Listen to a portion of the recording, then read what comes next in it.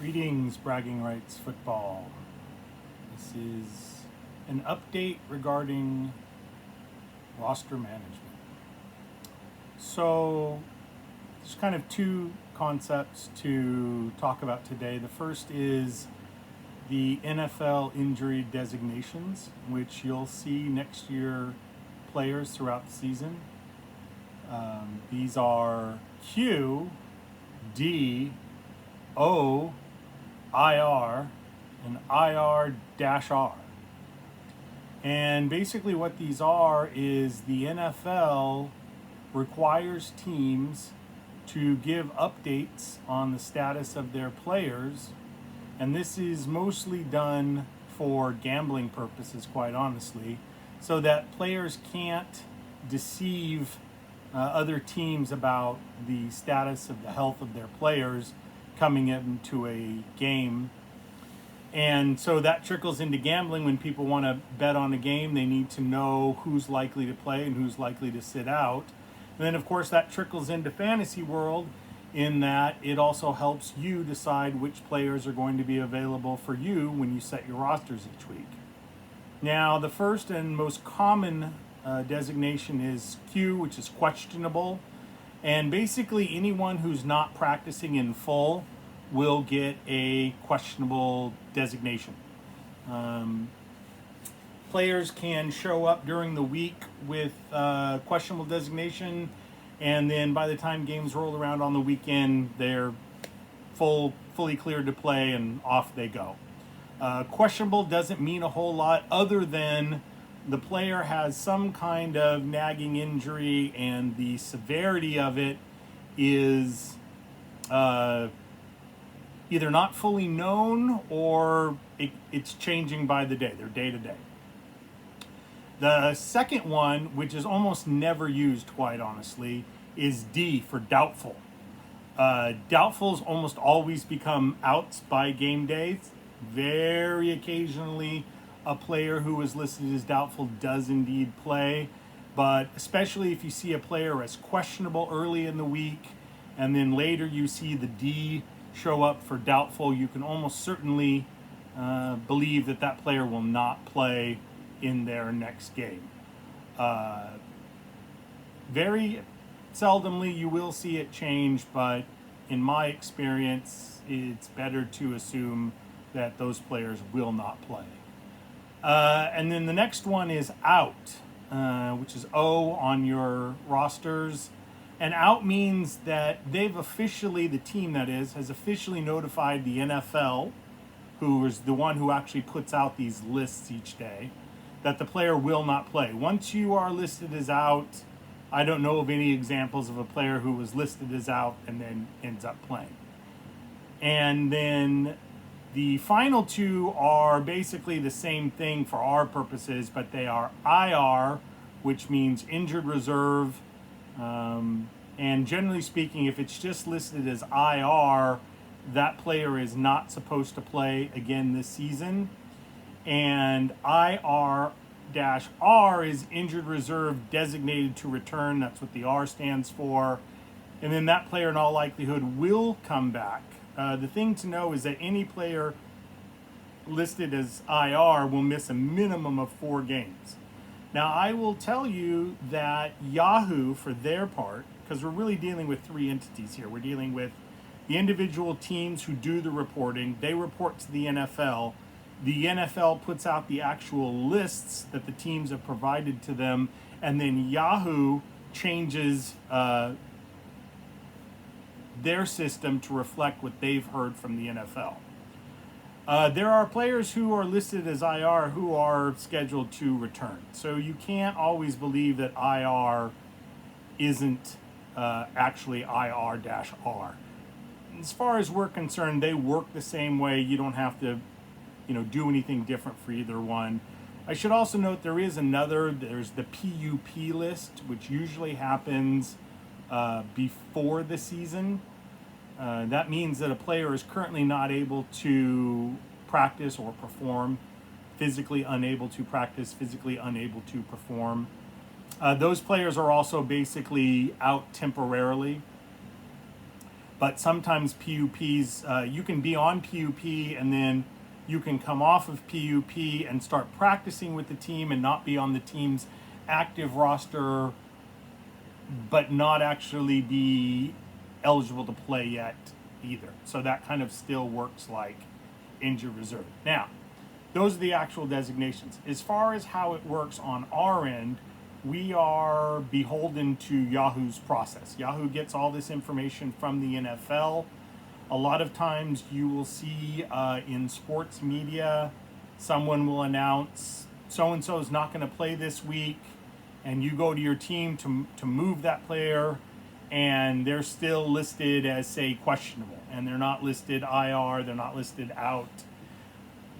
Yahoo only changes designations when they hear it officially from the NFL. So there is a waiting game that often happens where fantasy players are very frustrated with Yahoo when it's common knowledge that a player isn't going to play, but the NFL hasn't made the announcement. Yahoo defaults to leaving the player's status unchanged. So I can't do anything about that. We all have to wait for Yahoo to make that decision when they're going to actually make the change on the rosters. Usually it's the same day as the NFL makes the announcement. Sometimes it's early the next day. But as far as our situation is concerned with your rosters, you have 3 injured reserve spots. An injured reserve doesn't have to be an IR designated player. It can be any player designated O, IR, IR-R, or PUP. All those players are eligible for your 3 IR slots. The difference is that, as I said previously, the IR spot or the IR designation means that the team has announced that the player will miss a minimum of 4 games. So when a player has an IR designation, they're not going to play for 4 weeks at a minimum. It can be longer than that, but it'll be at least 4 weeks. When a player is designated out, or O, that designation is generally speaking 99% of the time just for this week. So what will happen is our weeks run Tuesday to Monday is the last day of each of our weeks. And so what will happen is that once a player is listed as O, you can move them to an IR spot. But Tuesday at midnight, Yahoo in their system moves every player who was listed as out last week. They move that status to questionable. And that can cause problems because once a player is listed as questionable, they're no longer eligible for the IR spot in your team. Now, that's not a bragging rights football rule. That's a Yahoo system rule.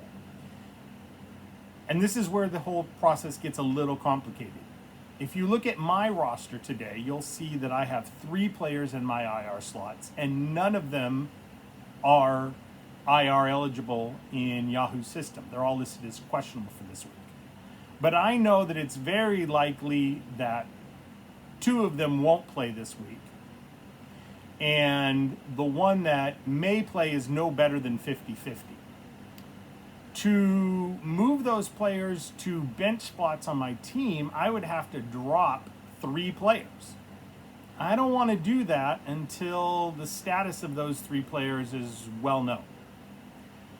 So I'm not going to do anything. And I'm technically not breaking a bragging rights football rule. That's fine. You can have non-injured players on your injured spots.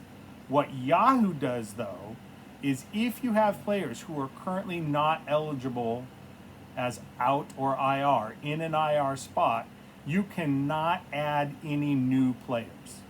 If you try to put in a waiver claim, if you try to make a trade, if you try to add a free agent, it'll say you have a player who is not eligible, you need to resolve that issue before and then try this transaction again.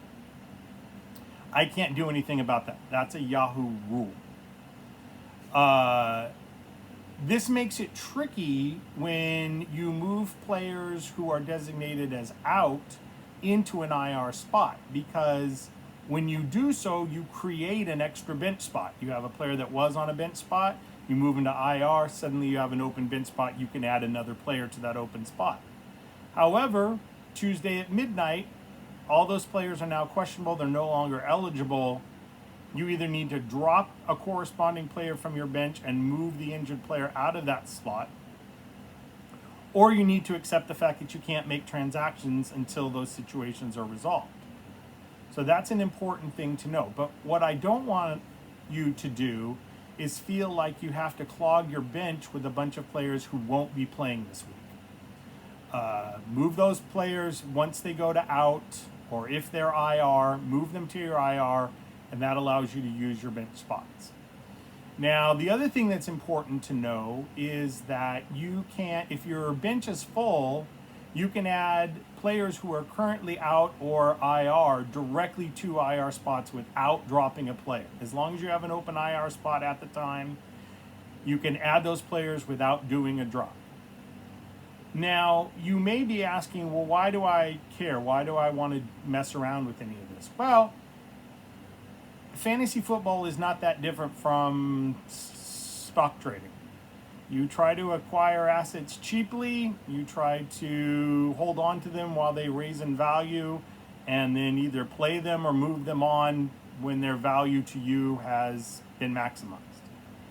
So you may be on Saturday, one of your players is listed as out, you don't have anyone in any of your IR slots, you move that player to one of your IR spots, you have an open bench spot, and you look through all the players on the free agent list and you don't like any of the players that you see. Well, everyone has a potential value.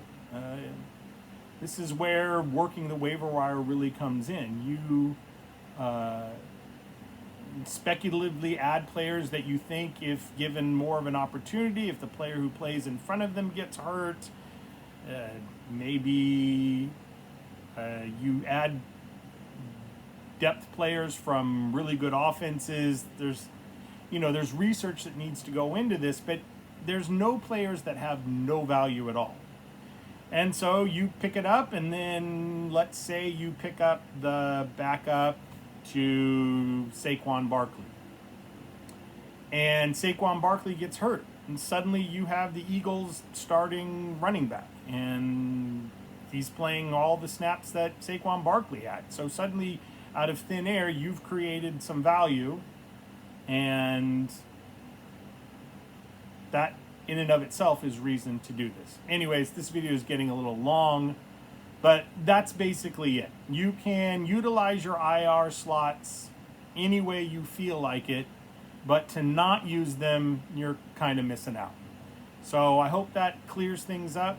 As usual, if you have any questions, let me know. We've had a good 2 weeks. I'm looking forward to this week. Reminder that we have a group meet coming up on Sunday. Details will be in the group chat.